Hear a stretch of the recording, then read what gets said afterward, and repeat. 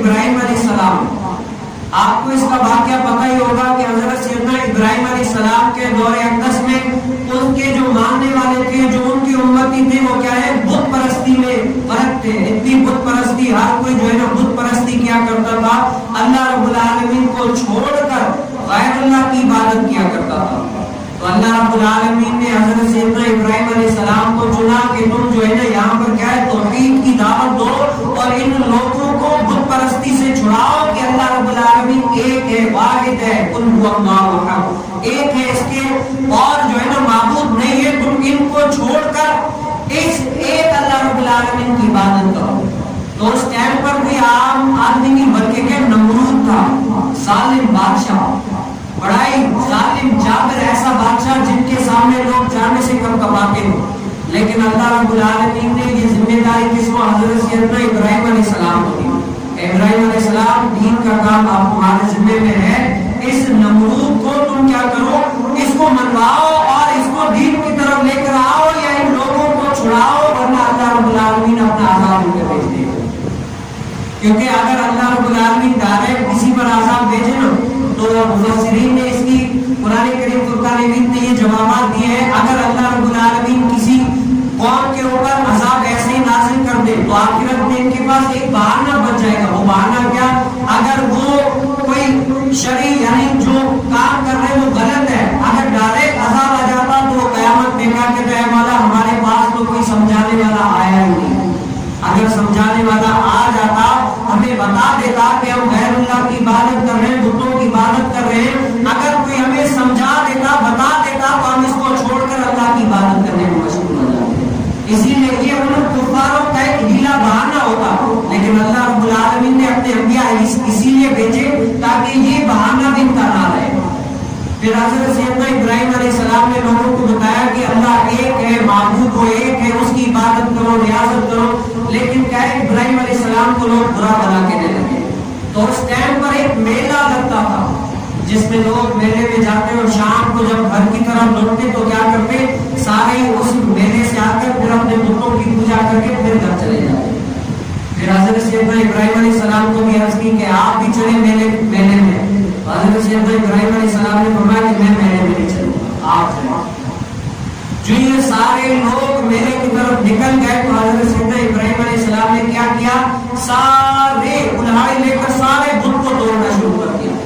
سارے بت توڑے، آخر میں جو ایک بڑا ان کا بت تھا اس کے اوپر کلہاڑی رکھ دی. کیا رکھ دی؟ کلہاڑی رکھ دی. جب شام کو آئے دیکھا کہ سارے بت گرے پڑے ہوئے، ٹوٹے ہوئے ہیں. اب شور مچ گیا کہ کسی نے ہمارے خدا کی توہین کر دی، ان پر ظلم کیا، ان کو گرا دیا، یہ کیا، وہ کیا. تو آپس میں مشورے ہونے لگے کہ یہ کون حرکت کر سکتا ہے، کیونکہ حضرت سیدنا ابراہیم علیہ السلام تو پہلے ان کے خلاف تھے. تو لوگ کہنے لگے سب لوگ ان بتوں کی پوجا کرتے ہیں، عبادت کرتے ہیں، ریاضت کرتے ہیں، عزت کرتے ہیں، لیکن ایک ابراہیم نام کا بندہ ہے وہ ان کی عبادت نہیں کرتا، وہ ان کے خلاف ہے. تو نمرود کے حکم سے، ان کے ساتھیوں کے حکم سے کیا ہوا، ابراہیم علیہ السلام کو حاضر کیا گیا.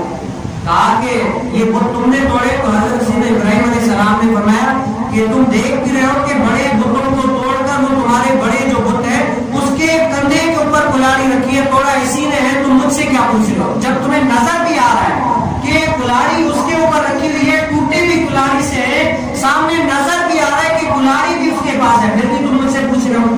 تو وہ لوگ حیرت سے کہنے لگے یہ ہو ہی نہیں سکتا.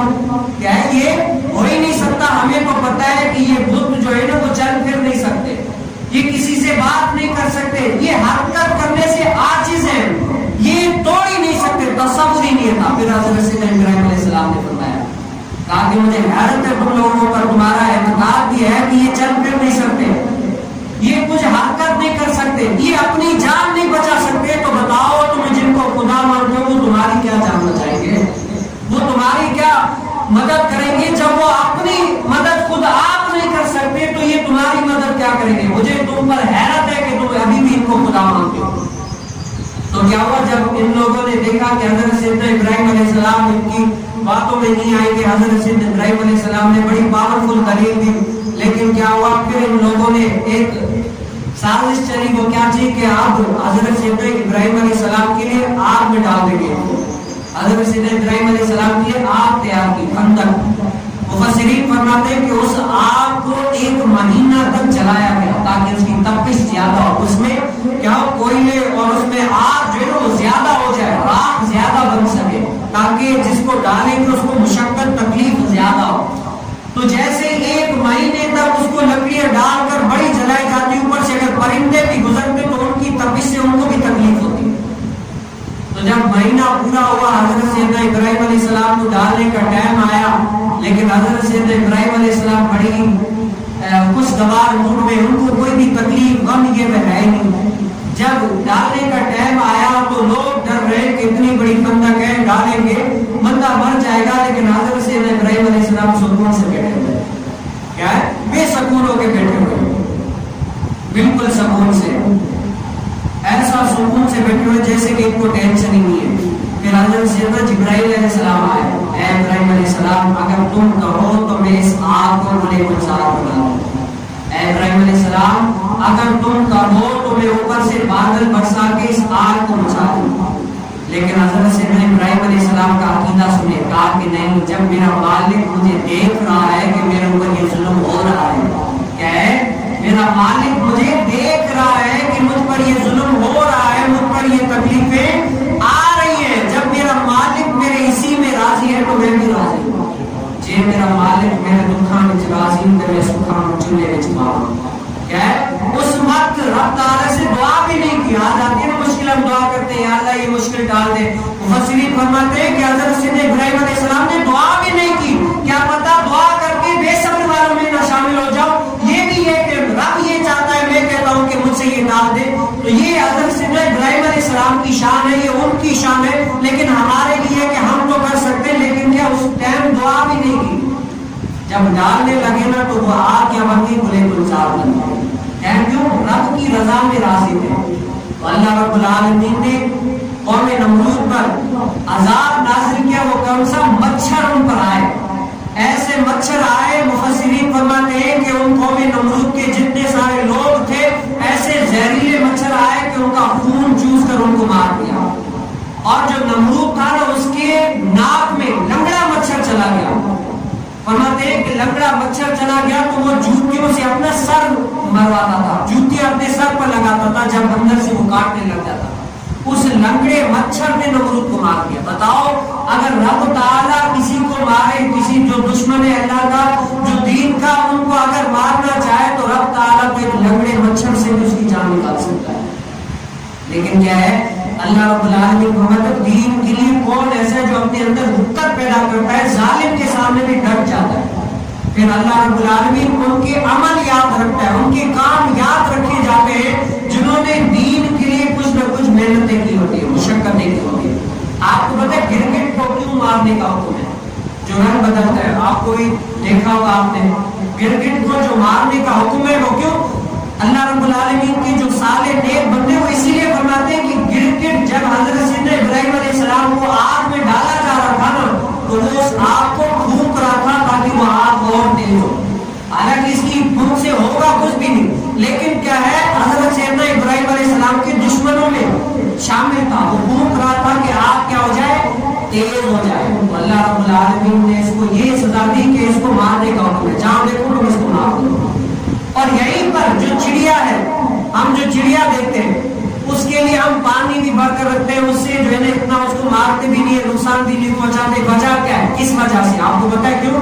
کیونکہ چڑیا نے اپنی چونچ میں پانی ڈال کر اس آگ کے اوپر پھینک رہی تھی، تو کسی نے کہا کہ چڑیا تمہاری چونچ میں ایک قطرہ پانی سے لے کر ڈال، حضرت سیدنا ابراہیم علیہ السلام کی آگ نہیں بجھے گی، فائدہ نہیں ہے تمہارا پانی ڈالنے کا۔ تو چڑیا نے اس نے کہا کہ اگرچہ میری اس پانی سے آگ تو نہیں بجھے گی، لیکن کیا ہے میں آگ بجھانے والوں میں تو شامل کی جاؤں گی، آگ بجھانے والوں میں تو میرا نام ہوگا کہ چڑیا نے بھی آگ بجھانے کی کوشش کی، اگرچہ میرے پانی سے آگ نہیں بجھے گی۔ تو دیکھیں اسلام میں جو جیسا کردار کرتا ہے نا، اسلام اس کے کردار کو بھی یاد رکھتا ہے۔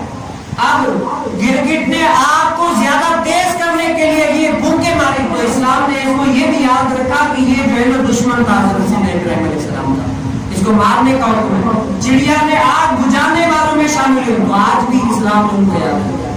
آج ہمارے اوپر بھی ہے کہ ہم اگر اسلام کے لیے کچھ نہ کچھ کرتے ہیں نا، جیسی بھی اللہ رب العالمین نے طاقت دی، چاہے جسمانی ہو، چاہے مالی ہو، چاہے جیسی بھی ہو، اگر ہم اسلام کے لیے کچھ نہ کچھ کرتے ہیں تو اسلام یہ ہر بندے کا عمل جو ہے یاد رکھتا ہے، آنے والی نسلیں بھی یاد رکھتی ہیں کہ اس نے ایسا کیا۔ حضرت سیدنا ابراہیم علیہ السلام کا جو عمل ہے وہ قیامت تک لوگ یاد رکھیں گے، انہوں نے اسلام کے لیے محنتیں، مشقتیں، تکلیفیں برداشت کی۔ اور ابو جہل کو بھی یاد رکھیں گے کہ یہ اسلام کا دشمن تھا، اسلام کے خلاف کام کرتا تھا، ایڈی چوٹی کا زور لگاتا تھا کہ اسلام کو میری ذات سے کیا ہو، نقصان ہو۔ تو یہ یاد اسلام نے دونوں کو رکھا ہے، لیکن فرق ہے حضرت سیدنا بلال رضی اللہ تعالیٰ عنہ کا، ایسے جو جنہوں نے اسلام کی محنت کی، اسلام کو پھیلانے کی کوشش کی، ان کا لوگ ادب سے نام لیتے ہیں، ان کا نام لیتے ہوئے بھی تعظیم محسوس کرتے ہیں، بڑائی ان کا نام جو ہے نا لیتے ہوئے اپنا سر جو ہے نا فخر سے محسوس کرتے ہیں، لیکن ابو جہل کا نام لیتے ہوئے ان کو غصہ آتا ہے، کیا کہتے ہیں، خراب یاد رکھتے ہیں، ان کی کوئی عزت نہیں ہے۔ اسلام یہ آج بھی ہمارا بھی ایسے نام یاد رہے گا، یہ ہمارے اوپر ہے کہ ہم کیسے یاد کرواتے ہیں، اچھے طریقے سے یا غلط طریقے سے۔